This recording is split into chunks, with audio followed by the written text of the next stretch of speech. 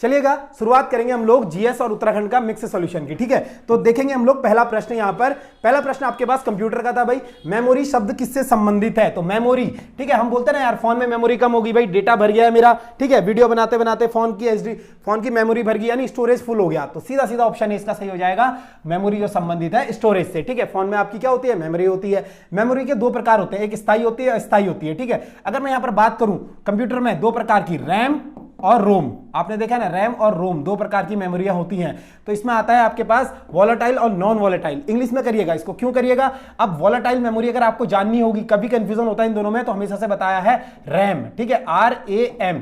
ठीक है, ये क्या होती है? वॉलेटाइल मेमोरी होती है। कैसे पता लगेगा? जो ए होता है ना, इस ए को उल्टा घुमा देना, वी।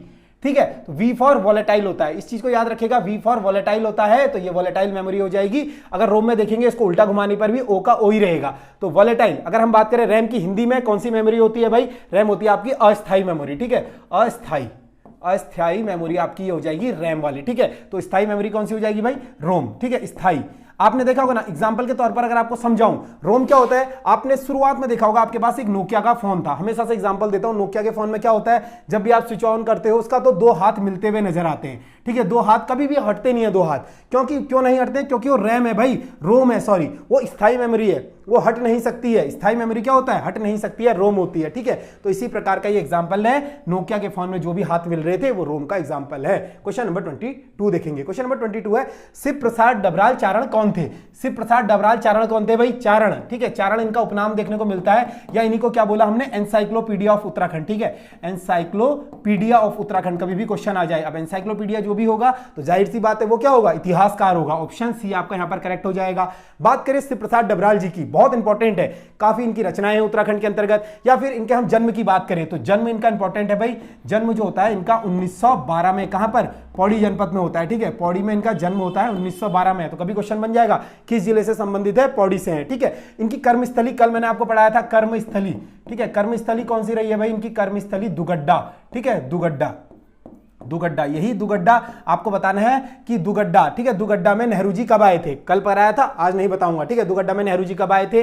इनके अलावा किसकी कर्मस्थली रही है वो भी आपको बताना है, साधना स्थल किसका रहा है। ठीक है, इसी के अलावा अगर हम बात करेंगे शिव प्रसाद डबराल जी की, ठीक है, इनके एक उत्तराखंड, श्री उत्तराखंड यात्रा दर्शन, एक इनकी पुस्तक आती है, श्री उत्तराखंड यात्रा दर्शन। ठीक है, यात्रा दर्शन किसकी पुस्तक हो जाएगी भाई? शिव प्रसाद डबराल जी की हो जाएगी। एक जो हाल ही में नवनियुक्त पटवारी हैं, ठीक है, सॉरी, इस चीज को याद करिएगा, इनकी कौन सी हो जाएगी भाई?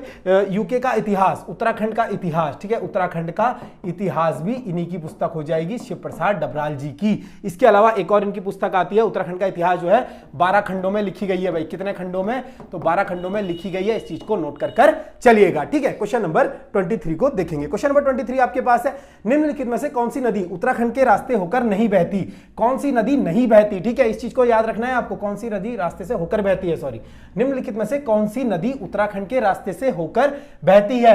अव्यास नदी उत्तराखंड में है भाई, कहीं से कहीं तक कोई तुकी नहीं बन रहा है, और काट दो ऑप्शन। झेलम नदी यहां पर है, नहीं है। ठीक है, गंडक नदी है, नहीं है। तो सीधा सीधा आपका क्या बचता है? सरयू। ठीक है, सरयू नदी, ऑप्शन डी सही हो जाएगा। सरयू नदी की बात करें, सरमूल झुंडी। ठीक है, सरमूल झुंडी से ये निकलती है सरयू नदी। ठीक है, और किसकी सहायक नदी है भाई? सरयू नदी। आपने देखा है ना, सरयू इधर से आती है, इधर से गोमती आती है, दोनों मिलकर कहां पे मिलती हैं? बागेश्वर में मिलती हैं। ठीक है, और ये किसकी सहायक नदी है भाई? काली की सहायक नदी हो जाएगी। ठीक है, काली की सहायक नदी हो जाएगी सरयू। इधर से सरयू नदी आ रही है, इधर से आपकी गोमती नदी आ रही है। ठीक है, ये दोनों ही क्या हो जाती है आपकी? बागेश्वर में इनका संगम होता है। और उत्तराखंड में सरयू की लंबाई कितनी है पहले आपको बताया है, इस चीज को रिकॉल करिएगा। प्रसिद्ध चांदपुर गढ़ी स्थित है भाई। चांदपुर गढ़ी कहां पर स्थित है? बच्चे गलत मार रहे थे, इसका रिपोर्ट भी कर रहे थे ऊपर से। चांदपुर गढ़ी बहुत बेसिक सा प्रश्न है, चमोली जिले में स्थित हो जाएगी। ठीक है, चमोली जनपद में स्थित हो जाएगी चांदपुर गढ़ी। क्वेश्चन नंबर 25 को देखेंगे। 25 क्वेश्चन है आपके पास, केदारनाथ, बद्रीनाथ और गंगोत्री मंदिर उत्तराखंड में क्रमशः किस जनपद में स्थित है? केदारनाथ भाई, केदारनाथ कहां पर है? ठीक है, केदारनाथ, इस चीज को लिख के बताऊंगा, केदारनाथ। फिर इसके बाद आता है बद्रीनाथ। ठीक है, फिर पूछ रहा है आपसे बद्रीनाथ, बद्रीनाथ हो गया। ठीक है, बद्रीनाथ होगा यहां पर, बद्रीनाथ। ठीक है, बद्रीनाथ। फिर आ जाएगा आपके पास गंगोत्री। ठीक है, गंगोत्री। फिर आता है आपके पास यमुनोत्री। ठीक है, यमुनोत्री, ये कहां पर स्थित है? अब गंगोत्री यमुनोत्री में तो किसी को कंफ्यूजन नहीं होता है, दोनों कहां पर हैं आपके? उत्तरकाशी जनपद में, ठीक है, दोनों ही कहां पर हो जाएंगे? उत्तरकाशी जनपद में हो जाएंगे। गंगोत्री और यमुनोत्री दोनों ही कहां पर हैं? उत्तरकाशी में है, ठीक है, उत्तरकाशी जनपद में स्थित हो जाएंगे। जो आपका केदारनाथ आता है भाई, केदारनाथ आपका कहां पर स्थित है?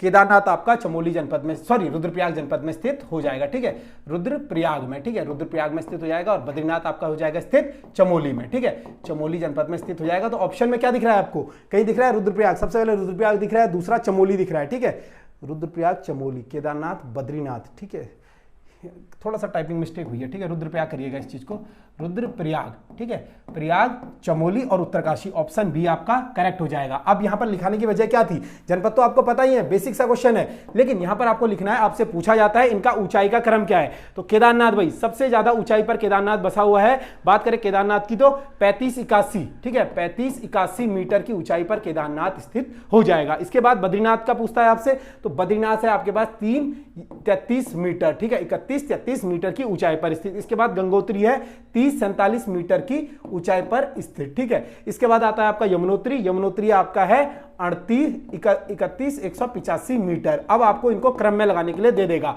कि निम्नलिखित में से इनके क्रम के अनुसार लगाइए, ठीक है। तो क्रम का याद करिएगा KYBG, ठीक है, KYBG, इस चीज को याद कर लीजिएगा। केदारनाथ सबसे पहले ऊंचाई पर है, फिर यमुनोत्री है, फिर बद्रीनाथ है और फिर गंगोत्री है। कभी प्रश्न ऐसे भी बन सकता है, सबसे ऊंचाई पर केदारनाथ, सबसे नीचे पर कौन सा है? गंगोत्री है। ट्रिक क्या है? KYBG। तो सबसे ऊपर केदारनाथ है भाई 3581, फिर यमुनोत्री आपने देखा, यमुनोत्री की कितनी ऊंचाई है भाई? 3185 हो जाएगा, फिर बद्रीनाथ हो जाएगा 3133 और अंत में गंगोत्री 3047 इसकी हाइट है। क्वेश्चन नंबर 26 को देखेंगे। क्वेश्चन नंबर 26 है, उत्तराखंड में हाटकाली का मेला कहां आयोजित होता है भाई? हाटकाली का, ठीक है, जवान में गए रक्षकों की, इनको माना जाता है। हाटकाली का मेला आपका लगता है इनमें से कोई नहीं हो जाएगा ऑप्शन, ठीक है, हाटकाली का मेला भाई, क्योंकि इनमें से कोई नहीं बोला। उत्तरकाशी में तो लगेगा ही नहीं, चमोली में भी नहीं लगेगा, देहरादून में भी ये लगता है, तो फिर आपका पिथौरागढ़ में, ठीक है, पिथौरागढ़ में। तो थोड़ा सा ना मेले ट्रिकी हैं भाई, इस बार मेलों को ऐसे पढ़ के जाइएगा किस मंदिर में कौन सा मेला लगता है। बात करें पिथौरागढ़ में तो जौल जीवी मेला भी यहीं पर लगता है, ठीक है, जौल जीवी मेला हमने देखा है ना, पिथौरागढ़ में लगता है। इसके अलावा एक और महत्वपूर्ण मेला है पिथौरागढ़ का, चौपखिया मेला, ठीक है, चौपखिया मेला। ये कौन से मंदिर में लगता है? ये प्रश्न कभी भी मेरे को लगता है बन सकता है। तो ये कौन से मंदिर में लगता है भाई? चौमू देवता मंदिर में, ठीक है, चौमू देवता मंदिर। तो आ जाएगा क्वेश्चन, निम्नलिखित में से चौमू देवता मंदिर में कौन सा मेला लगता है? चौपखिया मेला लगता है चौमू देवता मंदिर में, ठीक है। इसके अलावा मल्लिक अर्जुन मेला, ठीक है, मल्लिक अर्जुन मेला कहां पर लगता है भाई? ये भी आपका पिथौरागढ़ जनपद में लगता है, मल्लिक अर्जुन मेला। इसके अलावा मोस्ट मानू मेला, ठीक है, मोस्ट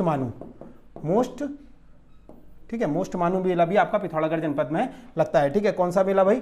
मोस्ट मानू, ठीक है, मोस्ट मानू मेला भी पिथौरागढ़ जनपद में लगता है। उत्तरकाशी का आपको पहले से बताया है, ठीक है, उत्तरकाशी में कौन सा मेला लगता है भाई? माघ मेला, ठीक है, माघ मेला, कंडक मेला, ठीक है, कंडक मेला, या हमने देखा है नागराज देवता मेला, पूछा गया था एग्जाम में, नागराज देवता मेला, ठीक है, नागराज देवता मेला, ये कहां पर लगता है? उत्तरकाशी जनपद में लगता है। कंडक मेला, माघ मेला, नागराज देवता मेला, या फिर इसके अलावा हमने देखा सेलकू मेला, ठीक है, सेलकू मेला, ये सब उत्तरकाशी में लगते हैं, पूछे गए एग्जाम में। चमोली जनपद में आपको पता है काश्तकार मेला, ठीक है, काश्तकार मेला कहां पर लगता है भाई? चमोली जनपद में लगता है, ठीक है। इसके अलावा चमोली में कौन सा मेला लगता है? गौचर मेला, ठीक है, गौचर मेला चमोली में लगता है। और देहरादून का तो बताने की जरूरत नहीं है, ठीक है, टपकेश्वर मेला, ठीक है, टपकेश्वर मेला। एक बहुत इंपॉर्टेंट मेला आता है क्वानू मेला, ठीक है, डेली करा रहा हूं, क्वानू मेला, ठीक है, इस चीज को नोट करके लिखिएगा, क्वानू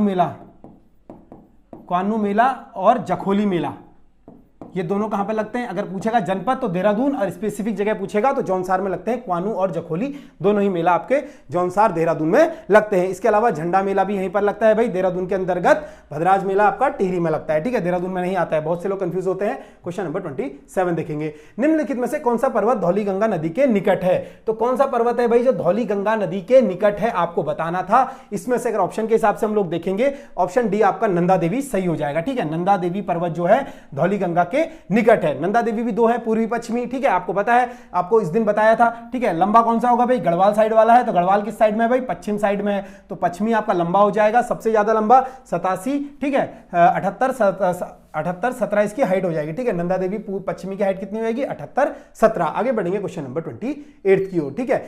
आगे चलेंगे हम क्वेश्चन नंबर 28। भारत में G20 की अध्यक्षता का विषय वसुधैव कुटुंबकम कहां से लिया गया है? भारत इस बार क्या कर रहा है भाई? G20 की अध्यक्षता कर रहा है। इसका विषय क्या है? वसुधैव कुटुंबकम। थीम में कंफ्यूज नहीं होना, वसुधैव कुटुंबकम इसकी थीम है, जो कि महाउपनिषद प्राचीन संस्कृत पाठ से लिया गया है। ऑप्शन बी आपका सही हो जाएगा।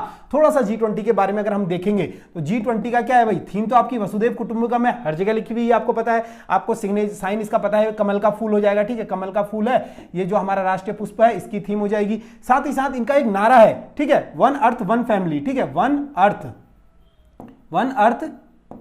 वन फैमिली, ठीक है। इस चीज को नोट करिएगा, कंफ्यूज यहीं पर करेगा वो, एग्जामिनर दे देगा ना। इसकी थीम क्या है? वन अर्थ वन फैमिली, तो इसकी थीम नहीं है, इसका ये कोट लाइन होती है ना, वो इसकी कोट लाइन है। जो थीम है वसुधैव कुटुंबकम है, वन अर्थ वन फैमिली इसका नारा है, ठीक है। बाकी अगर G20 की बात करेंगे तो 19 देश प्लस यूरोपियन यूनियन, ठीक है, 19 देश प्लस यूरोपियन यूनियन का एक संघ है जिसमें G20 देश है, ठीक है। इसकी इस बार यूके में 2 बैठक हुई है, आपको पता है। उत्तराखंड में कितनी बैठक हुई है भाई? उत्तराखंड में टोटल 3 बैठक हुई है, ठीक है। उत्तराखंड में कितनी बैठक हुई है? तो 3 बैठक हुई है। एक तो आपकी पहली बैठक कहां पर हुई है? रामनगर में हुई है, ठीक है, रामनगर में। और दूसरी आपकी हुई है भाई नरेंद्र नगर, ठीक है, नरेंद्र नगर दूसरी ऋषिकेश में हुई है, ठीक है, ऋषिकेश में। और तीसरी भी ऋषिकेश के नरेंद्र नगर में स्थित हुई है, ठीक है, नरेंद्र नगर में स्थित हुई है, जिसमें औनी गांव बहुत ज्यादा चर्चा में था। औनी गांव में हुई है, ठीक है। स्पेसिफिक गांव पूछेगा तो औनी गांव में हुई है, ठीक है, औनी गांव लिख लीजिएगा। औनी गांव में क्या हुई है? G20 की मीटिंग हुई है। बाकी बताया था G20 के लिए उत्तराखंड गवर्नमेंट ने इस बार बजट कितना रखा था? तो 100 करोड़ रुपए रखा था, ठीक है। तो याद करना भी आसान है, G20 के लिए उत्तराखंड सरकार ने 100 करोड़ का बजट रखा था। Question number 29, doctor R.S. टोलिया द्वारा रचित पुस्तक है। तो R.S. टोलिया द्वारा रचित पुस्तक है। R.S. टोलिया जी क्या थे भाई? पूर्व IAS रहे हैं। इन्हीं के नाम पर मैंने आपको बताया 1988 में जो आपकी राज्य प्रशासनिक अकादमी है, जैसे कि आपकी लबासना हो जाएगी मसूरी में, आपने देखा है ना, जहां पर IOC की ट्रेनिंग होती है। तो यहीं पर क्या होता है? लबासना में IOC की ट्रेनिंग होती है। इसी तरीके से नैनीताल में जो हमारी राजकीय प्रशासनिक अकादमी है, ठीक है, राजकीय प्रशासनिक अकादमी, ठीक है, ये कहां पर हो जाएगी? नैनीताल स्थित हो जाएगी, जिसका नाम ही किस पर है? R.S. टोलिया के नाम पर है। 1988 में स्थापित हुई है। इसके अलावा जो R.S. टोलिया जी थे, इनके द्वारा एक पुस्तक लिखी गई है, आपको बताना था, तो ब्रिटिश कुमाऊं गढ़वाल, ठीक है, ऑप्शन बी आपका करेक्ट हो जाएगा। ब्रिटिश कुमाऊं गढ़वाल पुस्तक लिखी गई है R.S. टोलिया जी के द्वारा, ठीक है। इन्हीं के द्वारा एक और 2 पुस्तक लिखी गई है भाई, हाल ही में जो पटवारी बनेंगे, ठीक है, इन्होंने एक पुस्तक लिखी है भाई, पटवारी घराट और चाय, ठीक है, घराट और चाय। पटवारी घराट और चाय कौन सी किसकी पुस्तक हो जाएगी? ये भी R.S. टोलिया जी की पुस्तक हो जाएगी। साथ ही साथ इनके द्वारा एक और पुस्तक लिखी गई है भाई, पटवारी घराट और चाय। वैसे तो काफी सारी पुस्तक लिखी है, नैन सिंह रावत और जोहार का इतिहास, ठीक है, नैन सिंह रावत और जोहार का इतिहास, और जोहार का इतिहास इन्हीं के द्वारा पुस्तक लिखी गई है R.S. टोलिया जी के द्वारा। तो बार बार बताया है R.S. टोलिया जी बहुत इंपॉर्टेंट है। बाकी इसके अलावा हिमालय के खस, परसों भी बताया था आपको शायद, ठीक है, हिमालय के खस किसकी है भाई? D.D. शर्मा जी की, D.D. शर्मा, ठीक है, D.D. शर्मा जी की पुस्तक हो जाएगी हिमालय के खस। इसके अलावा सेंट्रल हिमालयन M.S.S. रावत, ठीक है, तो डॉक्टर भी लगा देते हैं भाई, डॉक्टर भी रहे हैं तो डॉक्टरी करी है, ठीक है, M.S.S. रावत जी के द्वारा यह पुस्तक लिखी गई है सेंट्रल हिमालयन। तो तीनों ही पुस्तक इंपॉर्टेंट है, नोट कर चल सकते हैं। क्वेश्चन नंबर 30 को देखेंगे। क्वेश्चन नंबर 30 आपके पास है, निम्न में से किस भाषा को उत्तराखंड की द्वितीय राजभाषा का दर्जा प्राप्त है? अब हर राज्य की क्या होता है? द्वितीय राजभाषा होती है, जरूरी नहीं है, वो रख भी सकते हैं, नहीं भी रख सकते हैं। अच्छा, राजभाषा आयोग, ठीक है, राजभाषा आयोग आपका आता है प्रश्न। राजभाषा आयोग कौन से अनुच्छेद में है भाई? ठीक है, राजभाषा आयोग आपके अनुच्छेद 344 में हो जाएगा, ठीक है, 344 में आपका राजभाषा आयोग है। इसी के तहत क्या होता है कि किसी भी राज्य की अपनी एक पर्सनल भाषा हो सकती है। पर्सनल मतलब कि वो दर्जा दे सकता है अपनी आधिकारिक भाषा का किसी भी राज्य की। तो उत्तराखंड की जो है संस्कृत है भाई, ठीक है, उत्तराखंड की संस्कृत है। कब से? 2010 से, ठीक है, ये प्रश्न बना था एक बार। उत्तराखंड की राज्य दूसरी जो उत्तराखंड की द्वितीय राजभाषा है कौन सी है? संस्कृत है। कब से है? 2010 से है। इसके अलावा यूपी की कौन सी है भाई? पड़ोसी राज्य की में पता होना चाहिए, ठीक है, उर्दू, ठीक है, उर्दू इनकी हो जाएगी यूपी की। पहली तो हिंदी सभी की होती है, दूसरी उर्दू इनकी राजकीय भाषा हो जाएगी। आगे चलेंगे क्वेश्चन नंबर 31 की ओर। निम्नलिखित में से 14 नवंबर चमोली में किस मेले का आयोजन किया जाता है? 14 नवंबर स्पेसिफिक डेट दे रहा है चमोली के साथ साथ। तो 14 नवंबर को हमें पता है 2 मेले लगते हैं भाई, गौचर मेला भी लगता है, जौलजीबी मेला भी लगता है, लेकिन यहां पर इसने क्या दे दिया? चमोली। तो इस चीज को पकड़ना है, चमोली दिया है तो सीधा सीधा यहां पर गौचर मेला हो जाएगा। अभी बताया था गौचर मेला चमोली में लगता है। कब से लगता है भाई? 14 नवंबर से, ठीक है, 14 नवंबर को लगता है नेहरू जी के बर्थडे पर। यह लगता है गौचर चमोली में। इसी के साथ साथ गौचर चमोली में भाई ये मेला तो लगता है, सबसे ज्यादा ऐतिहासिक या व्यापारिक मेला माना जाता है, ठीक है, ऐतिहासिक साथ ही साथ व्यवसायिक, ऐतिहासिक और व्यवसायिक मेला, ठीक है, ठीक है, ऐतिहासिक और व्यवसायिक मेला ये माना जाता है। 14 नवंबर से लगता है, कब से? 1943 से, ठीक है, 1943 से लगता है। और किसके प्रयासों से इस मेले की शुरुआत हुई थी? तो कमिश्नर हुए थे भाई उस समय डिप्टी कमिश्नर, ठीक है, डिप्टी कमिश्नर कौन थे? आर बर्नेडी, ठीक है, आर बर्नेडी के द्वारा शुरू किया गया था आपका गौचर का मेला। बाकी मौड़ मेला कहां पर लगता है? जौनसार में लगता है, ठीक है, जौनसार में लगता है। कौन सी नदी पर? अगलाड़ नदी पर, ठीक है, अगलाड़, ठीक है, अगलाड़ नदी पर लगता है आपका मौड़ मेला। उत्तरायणी मेला कहां पे लगता है भाई? बागेश्वर में, ठीक है, बागेश्वर में लगता है। कब? 13-14 जनवरी को, ठीक है। इस मेले की एक खासियत है भाई, यहां पर चांचरी नृत्य होता है। चांचरी नृत्य किस मेले में किया जाता है? तो बागेश्वर के उत्तरायणी मेले में कहा जाता है। एक पुस्तक इस पर लिखी गई है शर्मन ओखले द्वारा, 1905 में उन्होंने एक पुस्तक लिखी थी होली हिमालय कर, ठीक है। उसमें उस पुस्तक में इन्होंने क्या कहा था? ये कुमाऊं का सबसे पवित्र मेला है, ठीक है। तो इस चीज को नोट करके लिखेगा, कुमाऊं का सबसे प्राचीन मेला, सॉरी, ठीक है, कुमाऊं का सबसे प्राचीन मेला। भाई किस मेले को कहा गया है? कुमाऊं का सबसे प्राचीन मेला, ठीक है, प्राचीन मेला इसमें कहा गया है होली हिमालय में। जो पुस्तक लिखी गई है कौन सी? होली हिमालय, किसके द्वारा? ई शर्मन ओखले, ठीक है, होली हिमालय पुस्तक आ जाता है आपका ई शर्मन ओखले के द्वारा। ये पुस्तक लिखी गई है होली हिमालय 1905 में, और इसी में इन्होंने क्या कहा है? कुमाऊं का सबसे प्राचीन मेला है। बाकी जौलजीबी मेला कहां पर होता है भाई? काली और गोरी के संगम पर, ठीक है, काली प्लस गोरी। बताया था आपको उस दिन ट्रिक क्या है? काली को गोरी से जलन है, तो काली को गोरी से जौल है, तो जौल यानी जलन है, तो क्या हो जाएगा? काली और गोरी के संगम पर जौलजीबी मेला लगता है। कब लगता है? ये भी 14 नवंबर को लगता है। और राज्य का सबसे पुराना जो मेला हो जाएगा आपका जौलजीबी मेला हो जाएगा। ये चीज आपको लिखनी है। एक बार क्वेश्चन बना था कि राज्य का सबसे पुराना मेला कौन सा है? 1914 से लगता है, ठीक है। अब ऐतिहासिक तौर पर वैसे तो कोई से भी मेले हो सकते हैं, लेकिन जो ऑथेंटिक डेट आती है 1914 से लगा था जौलजीबी मेला लगा था। किसके प्रयासों से? गजेंद्र बहादुर पाल, ठीक, गजेंद्र, ठीक है, गजेंद्र बहादुर जी के प्रयासों से, ठीक है, गजेंद्र बहादुर के प्रयासों से मेला लगा था। व्यापारिक ये मेला होता था जिसमें भोटिया जनजाति के लोग आपस में कंबल, थुलमा या ये चीजें सब शेयर करते थे।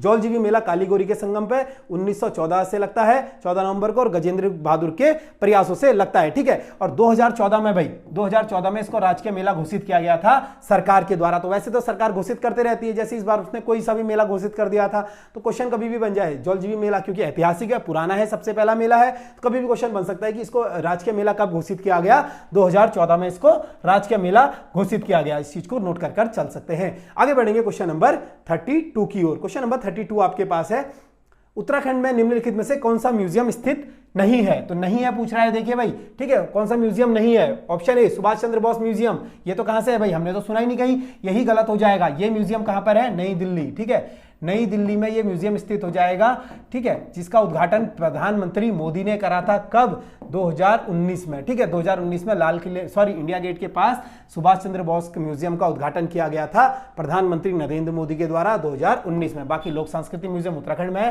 हिमालयन म्यूजियम भी उत्तराखंड में स्थित हो जाएगा। क्वेश्चन नंबर 33 को देखेंगे। क्वेश्चन नंबर 33 आपके पास है, उत्तराखंड राज्य के संदर्भ में निम्नलिखित कथनों में से एक सही नहीं है। तो उत्तराखंड राज्य के संदर्भ में कथन दिए हुए हैं भाई, इनमें से कथन सही नहीं है। तो नहीं है जब भी आ जाए अंडरलाइन कर दिया है। अब मैं इसमें कंफ्यूज नहीं हूं बिल्कुल भी, ठीक है। टारगेट यूपीएससी के साथ आपको कुछ चीज आए ना आए भाई, ठीक है, जो चीज आपने सीखनी है वो सीख रहे होंगे, लेकिन यहां पर आपको नहीं है मैं बहुत कंफ्यूजन जो था दूर हो जाएगा।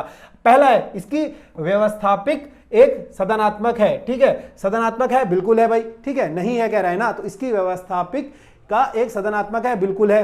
यह भारत का 27वां राज्य है। देखिए बहुत बेसिक प्रश्न है भाई, भारत का कौन सा राज्य है? 27वां राज्य। हाल ही के पुलिस कांस्टेबल में पेपर में क्वेश्चन आया था, 80% बच्चे गलत कर आए थे। इसीलिए बोलता हूं कि बेसिक क्वेश्चन जो होते हैं हमेशा से उनको डिलीवर करने का मौका चाहिए आपको। आधे बच्चे ये भी सोच रहे होंगे 27वां था 26वां था, कंफ्यूज हो गए होंगे। अब अगला पॉइंट है, इसकी विधानसभा 75 सदस्य हैं। बिल्कुल गलत भाई, विधानसभा सदस्य कितने हैं? 70 सदस्य हैं। पहले 70 प्लस 1 था, ठीक है, जो एंग्लो इंडियन का पद था, सॉरी एंग्लो इंडियन की सीट थी, इस बार वो सरकार ने हटा दी है। कौन से संविधान संशोधन से हटाई है? होमवर्क में करिएगा इस चीज को। इसके अलावा 70 सीटों में से विभाजन कैसे हुआ है भाई? 13 सीट तो किसके लिए रिजर्व है? एससी के लिए रिजर्व हो जाएंगी। 2 सीटें आपकी जो रिजर्व है एसटी के लिए, नानक मत्ता, ठीक है, नानक मत्ता प्लस आपकी चक्राता विधानसभा सीट जो है जाएंगी एसटी के लिए रिजर्व हो जाएंगी। इसके अलावा इसमें 95 विकास खंड और 110 तहसीलों को विभाजित किया गया है। अब यहां पर एक और बेसिक प्रश्न मैं आपसे पूछने जा रहा हूं, थोड़ा सा वीडियो पॉज करिएगा और इसका आंसर अपने दिमाग में सोचिएगा। मैं बात कर रहा हूं सबसे ज्यादा विकास खंड, ठीक है, सबसे ज्यादा विकास खंड कहां पर है भाई? विकासखंड, ठीक है। ये कंफ्यूजन ना क्वेश्चन कर देता है, विकासखंड ज्यादा, ठीक है। क्यों कंफ्यूज कर देता है? हम सोचते हैं बेसिक प्रश्न है, आगे की सबसे पहले पेज में आपको मिल जाएगा, वीडियो का पेपर है, आना चाहिए। मैं पूछता हूं आपसे सबसे ज्यादा तहसील, ठीक है, सबसे ज्यादा तहसील ये कहां पर है, ठीक है। तहसील सबसे ज्यादा कहां पर है और सबसे ज्यादा विकासखंड कहां पर है? तो अगर आपने पढ़ा होगा तो सबसे ज्यादा जो तहसील हो जाएंगी भाई पिथौरागढ़ जनपद में, ठीक है। पिथौरागढ़ जनपद में सबसे ज्यादा तहसील हो जाएंगी, कितनी? 15 तहसीलें हैं। और आपसे पूछेगा सबसे ज्यादा ब्लॉक कहां पर है, तो ये आपके हो जाएंगे भाई पौड़ी जनपद में, ठीक है। पौड़ी जनपद में सबसे ज्यादा ब्लॉक हो जाएंगे। सबसे ज्यादा गांव कहां पर है? पौड़ी में है, ठीक है। पिछली बार वीडियो में क्वेश्चन आ चुका है, सबसे ज्यादा गांव कहां पर है?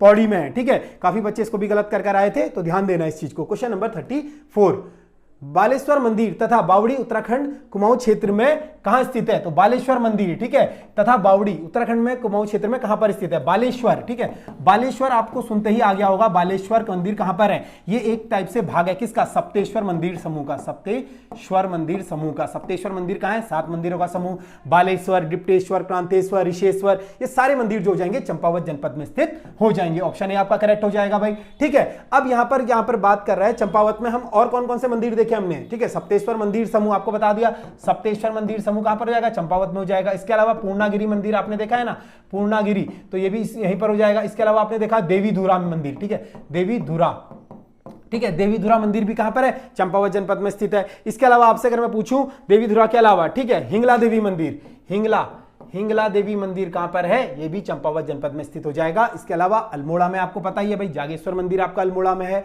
ये सब कुछ मंदिर अल्मोड़ा में है। क्वेश्चन नंबर 35 को देखेंगे। 35 क्वेश्चन आपके पास है, गोरखा शासनकाल के समय शुभ अवसरों और शादी के समय दिए जाने वाले कर को क्या नाम था? तो गोरखा के समय आपको पता है भाई बहुत सारे कर लगाए गए थे। गोरखा से पहले क्या कर थे? चंदों के कर, ठीक है। चंदों के कर जो थे इनको जाना जाता था भाई 36 रकम 32 कलम, ठीक है, 36 रकम 32 कलम नाम से, ठीक है। तो 36 प्रकार के कर थे इनको जाना जाता था। ये जो शासन व्यवस्था थी इसको आकर गोरखे समाप्त कर देते हैं। गोरखे हर एक चीज पर अपने अलग अलग स्पेसिफिक टैक्स लगाते हैं। तो आपने देखा भी होगा कुछ कर जो है गोरखा और जैसे कि गोरखा और चंद कालों में सिमिलर कर है, ठीक है। जो कर है गोरखा शासन काल में भी लिए जाते थे, चंद काल में भी लिए जाते थे। तो यहां पर बताना है शुभ अवसर शादियों पर कौन से कर लिए जाते थे। आपने देखा है ना कभी भी शुभ अवसर या शादी होती है तो हम क्या देते हैं भाई, घर वाले बोलते नहीं यार न्योता लिखाना, टीका लिखाना। तो जो कर लेते थे ना गोरखा शासन काल पर, टीका और भेंट कर जो होता था इनका शुभ अवसरों पर लिया जाता था। इस चीज से याद रख सकते हैं कि शादियों में क्या लिखाते हैं, शगुन के तौर पर टीका या भेंट लिखवाते हैं, तो यह शुभ अवसरों पर लिया जाने वाला कर था। इसके अलावा पुंगाड़ी, ठीक है। पुंगाड़ी कैसा कर था भाई? गाड़ी, पीछे से गाड़ी दिख गई, गाड़ी कहां पर चलती है? भूमि पर चलती है, ठीक है। तो गाड़ी कैसा हो जाएगा? भूमि कर, ठीक है, भूमि कर। गाड़ी कहां चलती है आपको पता है ना, गाड़ी भूमि पर चलेगी, आकाश में तो चलेगी नहीं। तो पुंगाड़ी कैसा कर हो जाएगा आपका? भूमि कर हो जाएगा, ठीक है। और इसी से क्या होता था भाई, सैनिकों को वेतन दिया जाता था, ठीक है। सैनिकों को वेतन दिया जाता था, वेतन, ठीक है, वेतन दिया जाता था। ये चीज आपको नोट करनी है, सैनिकों को वेतन किससे दिया जाता था भाई? पुंगाड़ी कर से सैनिकों को वेतन दिया जाता था। बाकी सलामी एक टाइप का नजराना था, ठीक है, नजराना जो होता है ना, नजराना था सलामी। इसके अलावा तिमारी, तो तिमारी बहुत इंपॉर्टेंट कर है भाई। तिमारी कैसा कर था भाई आपका? फौजदारों तथा सूबेदारों को दिया जाने वाला कर, ठीक है। फौजदार, ठीक है, फौजदार तथा सूबेदार, ठीक है, फौजदार या सूबेदारों को दिया जाने वाला कर, ठीक है, जाने वाला कर। तो इस चीज को नोट कर सकते हैं, फौजदार और सूबेदारों को दिया जाने वाला कर आपका तिमारी कर हो जाएगा। इसके अलावा गोरखा शासन काल में ना दोनिया कर, ठीक है, आपने पढ़ा होगा दोनिया कर, एग्जाम में आया था तो मैंने सोचा लिखा देता हूं दोनिया कर, ठीक है। दोनिया कर क्या था भाई? पहाड़ी पशु चारकों पर, ठीक है, पशु चारकों पर, पहाड़ी पशु चारकों पर था आपका दोनिया कर। इस चीज को याद कर चलेंगे। साथ ही साथ एक आता है रहता कर, ठीक है, रहता कर।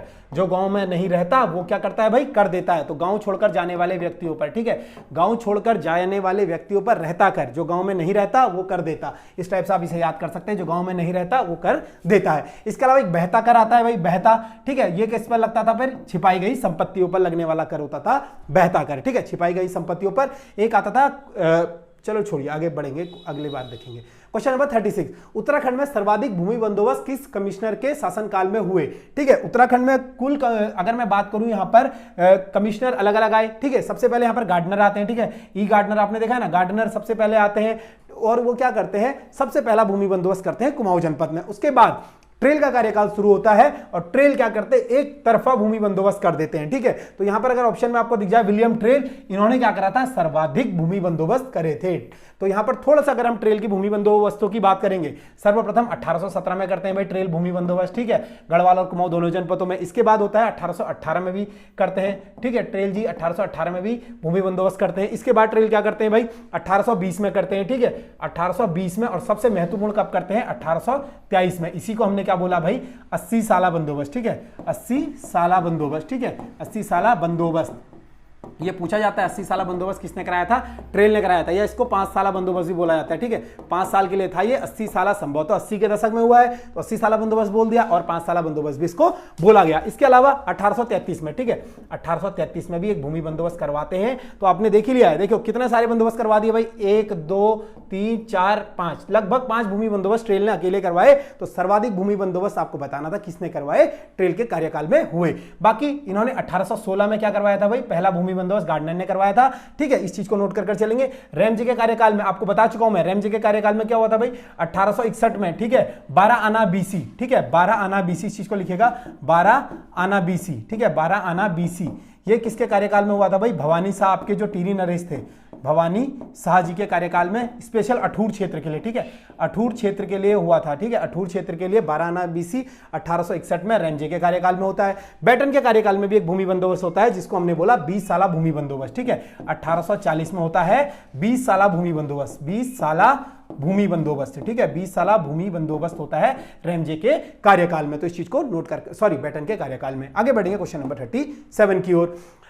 इल्बर्ट बिल के समर्थन में सभा का आयोजन अल्मोड़ा में कब किया गया, तो इल्बर्ट बिल के समर्थन में सभा का आयोजन कब किया गया भाई, ये क्वेश्चन थोड़ा सा आपके शायद मेरे ख्याल से प्रैक्टिस सेट में है या नहीं है, देख लीजिएगा, लेकिन इसका आंसर यहां पर 1883 में सही हो जाएगा। ठीक है, इल्बर्ट बिल के समर्थन में यहां पर क्या था भाई, किसी भी गोरे जो वकील था, इसको सुनवाई का अधिकार था किसके, किसी भी इल्बर्ट बिल के समर्थन सभा। ठीक है, इल्बर्ट बिन, ये अल्मोड़ा में घटित हुई थी। ठीक है, अल्मोड़ा में घटित हुई थी इल्बर्ट बिन के समर्थन में सभा। इसमें क्या था, कोई भी भारतीय जज होगा, किसी भी गोरे पर वो सुनवाई का अधिकार रख सकता है। यही था आपके इल्बर्ट बिल पर इसके पक्ष में जो रैली थी। ठीक है, आगे बढ़ेंगे हम लोग क्वेश्चन नंबर 38 की ओर। क्वेश्चन नंबर 38 आपके पास है भाई, क्वेश्चन नंबर 38 है, हिमालय इंस्टीट्यूट हॉस्पिटल एवं ट्रस्ट की स्थापना किसने की, तो हिमालयन इंस्टीट्यूट और हॉस्पिटल ट्रस्ट की स्थापना किसने की थी, आपको बताना था। ये की थी स्वामी राम ने, ऑप्शन सी सही हो जाएगा, स्वामी राम के द्वारा देहरादून में। ठीक है, देहरादून में, जिसको आप वर्तमान जॉली ग्रांट बोलते हो ना, यही आपका हिमालयन इंस्टीट्यूट एवं ट्रस्ट हॉस्पिटल हो जाएगा,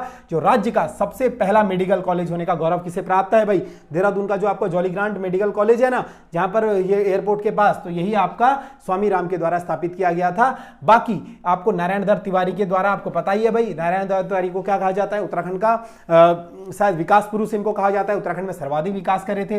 ठीक है ना, सिटकुल पिटकुल सब इन्हीं की देन है, उत्तराखंड में जितनी भी चीजें आई थी, सबसे पहले निर्वाचित मुख्यमंत्री थे नारायण दत्त तिवारी जी, ये चीज हम पढ़ चुके हैं। और हेमंती नंदन बहुगुणा भाई 1973 में क्या थे भाई, ये यूपी के सीएम। ठीक है, यूपी के सीएम पूछ लेगा कभी कब थे, 1973 में उत्तर प्रदेश के सीएम रह चुके हैं हेमंती नंदन बहुगुणा जी। क्वेश्चन नंबर 39 को देखेंगे, कोटेश्वर डैम किस नदी पर है, बहुत बेसिक सा प्रश्न है, बार बार आ चुका है। कोटेश्वर जो डैम है आपका, आपको बताना था कौन सी नदी पर है, ये हो जाएगा भागीरथी नदी पर, ऑप्शन बी करेक्ट हो जाएगा, भागीरथी नदी पर आपका कोटेश्वर डैम है। एक आपको बताया था भालू डैम, आज नहीं बताऊंगा आप इस चीज को, भालू डैम। ठीक है, कमेंट करेंगे भालू डैम, या फिर जिन लोगों को बताया है, जो रेगुलर क्लास देखते हैं उन लोगों को पता होगा भालू डैम। स्थापना भी आपको बतानी है। ठीक है, स्थापना भी आपको बतानी है, साथ ही साथ बताना है कहां पर स्थित हो जाएगा। ठीक है, आगे बढ़ेंगे क्वेश्चन नंबर 40 की ओर। 2011 की जनगणना के अनुसार उत्तराखंड की निम्न में से किस समुदाय में सर्वाधिक साक्षरता दर है, तो उत्तराखंड की 2011 की जनगणना के अनुसार भाई किस जनजाति में पूछ रहा है आपको सर्वाधिक साक्षरता है। एक आपको बेसिक सा एग्जांपल देता हूं। ठीक है, थोड़ा सा आप अपने आसपास भी देखेंगे ना, तो ऑप्शन 20 का पहले तो करेक्ट करिएगा, भोटिया। ठीक है, भोटिया जनजाति सर्वाधिक साक्षर जनजाति है। वर्तमान में जौनसारी जनजाति भी बहुत ज्यादा साक्षर हो रही है भाई, सबसे ज्यादा टफ कॉम्पिटिशन आपको देखना है ना, आप उत्तर जौनसार देहरादून में आ जाइए, यहां पर बहुत तगड़ा कॉम्पिटिशन है भाई आज की डेट में। तो ये जनजाति भी क्या है, अब बहुत ज्यादा पढ़ाई में आगे आने लगी है, लेकिन जो सर्वाधिक 2011 के अनुसार ही आंकड़े उठाएगा भोटिया जनजाति। ठीक है, इनमें भाई भोटिया जनजाति में बहुत सारे लोग आपने देखे होंगे आईएएस पीसीएस। ठीक है, जो आपके शायद, छोड़िए मैं इस चीज पर अभी कोई टिप्पणी नहीं करना चाहूंगा। ठीक है, इस चीज पर कोई टिप्पणी नहीं है। बाकी आपके भोटिया जनजाति, इसके बारे में अगर आपने परीक्षावाणी खोली होगी ना, आज आपको एक नई चीज दिखाऊंगा। ठीक है, तो इनमें जो विवाह होता है, इसे क्या कहा जाता है भाई, विवाह। ठीक है, विवाह और सगाई, ठीक है। सगाई, विवाह और सगाई को क्या कहा जाता है भाई? जो भोटिया जनजाति में विवाह होता है इसे कहा जाता है दामी, ठीक है, दामी। ये परीक्षावाणी में ही है, कभी परीक्षावाणी खोलेंगे तो विवाह को भोटिया जनजाति में दामी कहा जाता है, सगाई को कहा जाता है थौची, ठीक है, थौची कहा जाता है सगाई को भोटिया जनजाति में। बाकी इनका जो मुख्य वाद्य यंत्र होता है कौन सा होता है? हुड़का होता है, तिमला तुबेरा इनके क्या होते हैं? वाद्य यंत्र होते हैं, ठीक है। तिमला तुबेरा और हुड़का भी इनका वाद्य यंत्र होता है भोटिया जनजाति के। बाकी इनमें तत्सद दामोला, तत्सद, ठीक है, तत्सद दामोला, ये क्या होता है भाई? तत्सद दामोला, इनमें विवाह प्रथा होती है, ठीक है। ये क्या होती है? विवाह प्रथा। विवाह प्रथा किसमें होती है? तत्सद दामोला भोटिया जनजाति में होती है। इसके अलावा राजी के जो निवास स्थान होता है इसे रैत्युड़ा बोला जाता है। रैत्युड़ा किसको बोला जाता है भाई? राजी का जो निवास स्थान होता है, सबसे कम जो जनजाति है, सबसे कम साक्षर भी हो जाएगी, संख्या में भी सबसे कम, गिने चुने लोग हैं, ठीक है, ठीक है, तो ये हो जाएगी राजी जनजाति। इसके अलावा बोक्सा जनजाति भाई 5 गोत्रों में बटे होते हैं, 5 गोत्र, ठीक है। 5 गोत्रों में कौन कौन से गोत्रों में बटे होते हैं? इनके 5 गोत्र लिखिएगा तो यदुवंशी, परतजा, ठीक है, यदुवंशी, ठीक है, यदुवंशी, परतजा, ठीक है, यदुवंशी, परतजा, और साथ ही साथ इसका क्या आ जाएगा? पवार, तुनवर, ठीक है, पवार, तुनवर, पवार, तुनवर, यदुवंशी, परतजा और साथ ही साथ राजवंशी, ये इनके 5 गोत्र होते हैं। इन गोत्रों में ये बटी हुई होती है बोक्सा जनजाति। सर्वप्रथम बोक्सा कहां पर बसे थे भाई? 16वीं शताब्दी में, आपने पढ़ा है ना, 16वीं शताब्दी में सबसे पहले बनबसा चंपावत में ये बसी थी भोटिया जनजाति, सॉरी बोक्सा जनजाति, और 5 गोत्रों में ये बटी हुई होती है बोक्सा जनजाति। इसके अलावा जौनसारी जनजाति, ठीक है, तो जौनसारी जनजाति भाई पांडवों का वंशज मानते हैं खुद को, मासु देवता इनके सर्वोच्च देवता हो जाएंगे। साथ ही साथ जौनसारी जनजाति में आपको देखना है इनमें भी जो विवाह प्रथा होती है कौन सी होती है? बेविकी, ठीक है, बेविकी, बेविका, ठीक है, बेविकी, ठीक है, बोई दीदी, ठीक है, बोई दीदी और बाजदिया, ये 3 प्रकार की विवाह प्रथा होती है जौनसारियों में। जो सबसे शानो शौकत का विवाह होता है बाजदिया, ठीक है, बाजे गाजे के साथ जो बारात जाती है बाजदिया होता है। इसके अलावा खत खुमरी जो प्रथा होती है ये इसमें ही होती है जौनसारी जनजाति में। क्वेश्चन नंबर 48, ठीक है, 41, 2011 जनगणना के अनुसार उत्तराखंड में देश की आबादी का कितना प्रतिशत निवास करता था? देखिए भाई 2011 की जनगणना के अनुसार ना उत्तराखंड में जो निवास स्थान था 0.83% था, कभी भी कंफ्यूजन नहीं होना है। क्षेत्रफल कितना है भाई यहाँ का? क्षेत्रफल अगर मैं बात करूं उत्तर भारत के क्षेत्रफल के हिसाब से 1.69, तो यहीं पर कंफ्यूजन हो जाता है। 1.69 क्षेत्र का प्रतिशत है, जो जनसंख्या प्रतिशत है 0.83 है, तो ऑप्शन बी आपका यहां पर करेक्ट हो जाएगा 0.83। अगर हम बात करेंगे भारत का स्थान जनसंख्या की दृष्टि से कौन सा था? 21वां स्थान, ठीक है, 21वां स्थान था भारत में, ठीक है, 21वां स्थान था भारत में जनसंख्या के हिसाब से। इसके अलावा आपको एक चीज नोट करनी है, भारत उत्तराखंड की कुल जनसंख्या कितनी थी? देखिए एक बार ना यूकेपीएससी में क्वेश्चन बना था, हम लोग सोचते हैं कि कहां बनेगा छोड़ देते हैं, तो एक बार यूकेपीएससी में क्वेश्चन बना था 1,86,292 यहाँ की कुल जनसंख्या है। तो मेरे को लगता है कभी कभी यूकेएसएससी भी उसकी प्रकृति पर चल सकता है, बन सकता है 1,86,292 यहाँ की जनसंख्या है। इस चीज को आप याद कर चलिएगा। बाकी आपको एक चीज पता है सबसे ज्यादा जनसंख्या भाई यूएसएन, ठीक है, हरिद्वार, ठीक है, हरिद्वार सबसे ज्यादा हरिद्वार में, उधम सिंह नगर और देहरादून, मतलब ये यहाँ पर जनसंख्या के हिसाब से नहीं बता रहा हूं मैं, इन तीनों को ही मिलाकर, ठीक है, 51% जो जनसंख्या है, लगभग 51% जो आपकी जनसंख्या है इन तीनों जिलों में निवास स्थान करती है, ठीक है। कभी भी प्रश्न आ जाए उत्तराखंड के निम्नलिखित में से किस जिले में 51% जनसंख्या नहीं है, तो नैनीताल भी ऑप्शन में दे देगा, बहुत कंफ्यूजन कर देता है, ठीक है।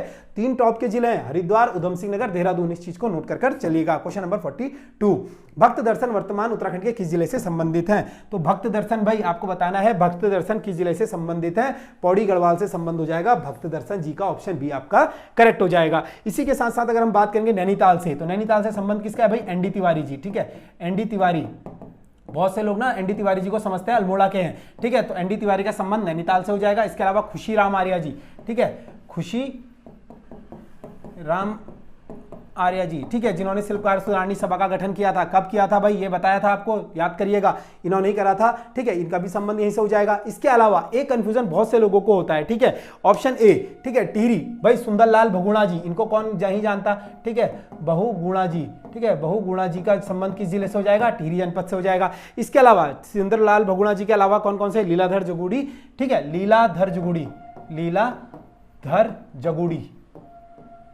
ठीक है, लीलाधर जगुड़ी का संबंध भी कहां से है भाई?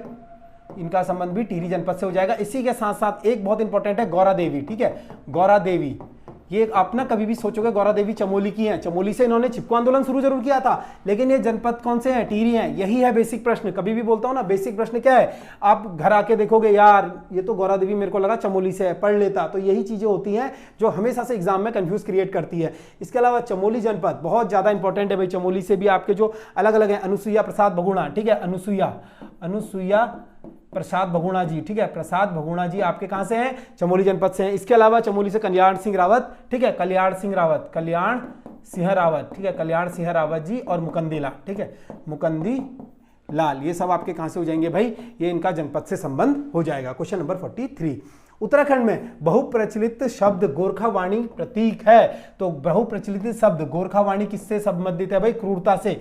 जो गोरखा शासन था, गोरखियाणी हम बोलते थे ना, क्रूरता का शासन था गोरखा शासन काल में, तो इसी चीज को बोला जाता था गोरखियाणी, ठीक है, गोरखा शासन काल में क्रूरता का शासन था तो गोरखियाणी इसको बोला जाता था। आगे बढ़ेंगे क्वेश्चन नंबर 44 की ओर। नंदौर दून किस जनपद में स्थित है, तो नंदौर दून, ठीक है, नंदौर दून आपका स्थित हो जाएगा भाई, ये आपको बताना था। नंदौर दून आपका कहां पर स्थित है, नैनीताल में, ठीक है, ऑप्शन बी सही हो जाएगा, नैनीताल में स्थित हो जाएगा नंदौर।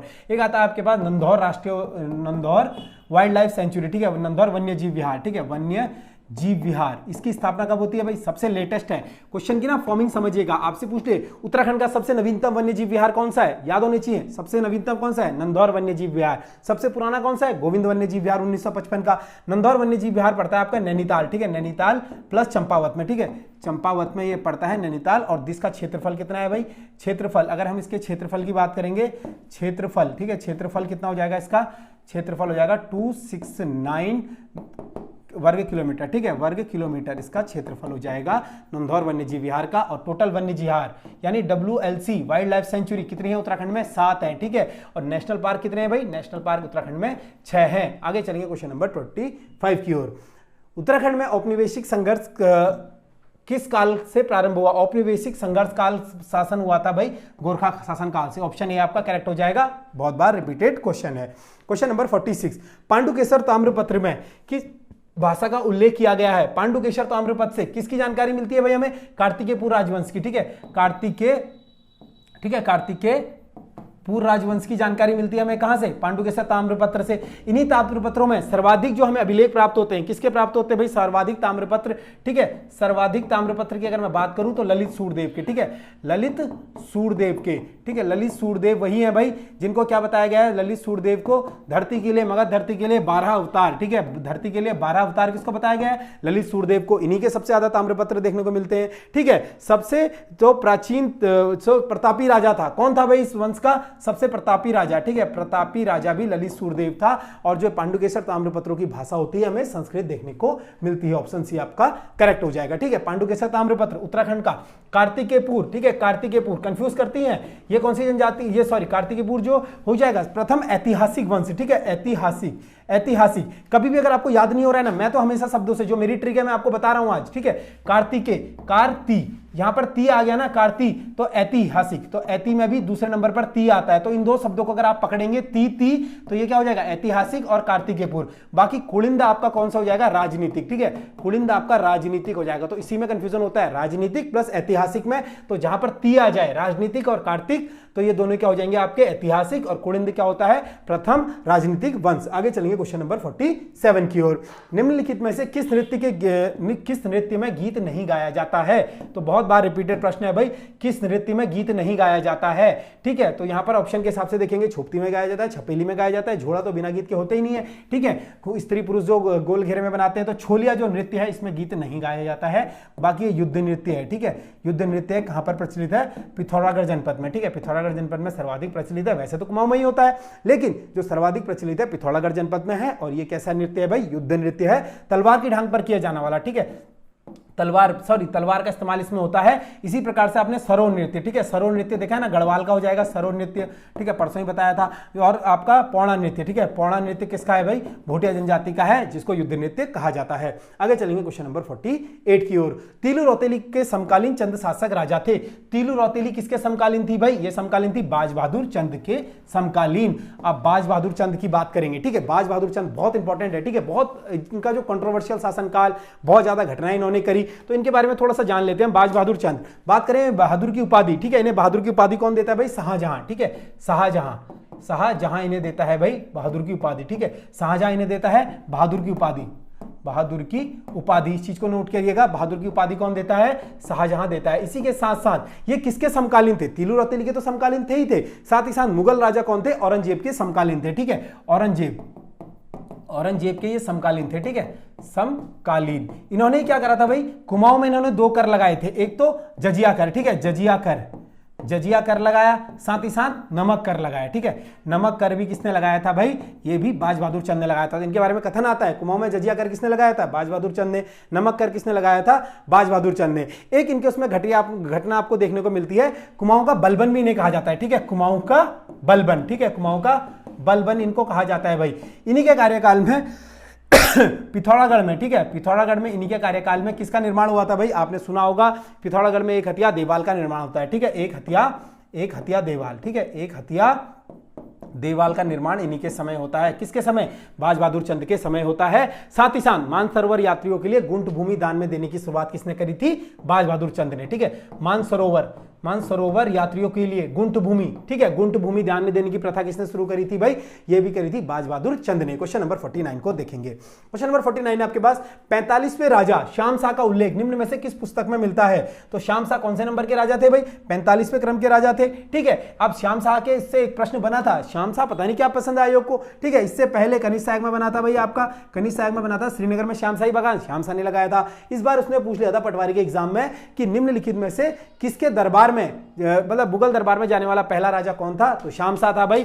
किसके दरबार में गया था? जहांगीर के दरबार में। ठीक है, बात करें जहांगीर के दरबार में, ठीक है, जहांगीर के दरबार में जाने वाला आपका ये हो जाएगा पंवार शासक। ठीक है, और जो उल्लेख मिलेगा जहांगीर के दरबार में जाएगा तो ऑब्वियस सी बात है भाई जहांगीरनामा में मिल जाएगा। इस चीज को आपको याद रखना है, जहांगीर के दरबार में गया था तथा इसका उल्लेख जो मिलता है जहांगीरनामा में मिलता है। श्याम शाह के बारे में 2-3 इंपॉर्टेंट फैक्ट है। एक तो इसको क्या कहा जाता था भाई? गढ़वाल का ये क्या था? त्रिमल चंद को शरण देने वाला राजा था। ठीक है, त्रिमल, ठीक है, त्रिमल चंद को शरण दी थी इसने। ठीक है, चंद राजा भाग के आया था ना, त्रिमल चंद, उसको ये शरण देता है, त्रिमल चंद को शरण। ठीक है, शरण कौन देता है भाई? ये आपका देता है श्याम शाह। इसके अलावा ठीक है, गढ़वाल का तुगलक और घमंडी राजा किसको कहा जाता है? गढ़वाल का तुगलक। ठीक है, गढ़वाल का तुगलक, ठीक है, तुगलक किसको कहा जाएगा? श्याम शाह को, या घमंडी राजा। ठीक है, बहुत ही ज्यादा घमंडी होगा, विलासी राजा कौन था आपका? श्याम शाह था। इसके अलावा श्रीनगर में श्याम शाही बागान की स्थापना कौन करता है? श्याम शाह करता है। ठीक है, श्रीनगर में श्याम शाही बागान की स्थापना श्याम शाह करता है। इसके अलावा एक महत्वपूर्ण घटना है, इन्हीं के समय क्या हुआ था? एक जुस्टस पादरी एंटोनियो दी आंद्रेस, ठीक है, ये लिखेगा जुस्टेस, ठीक है, जुस्टेस पादरी।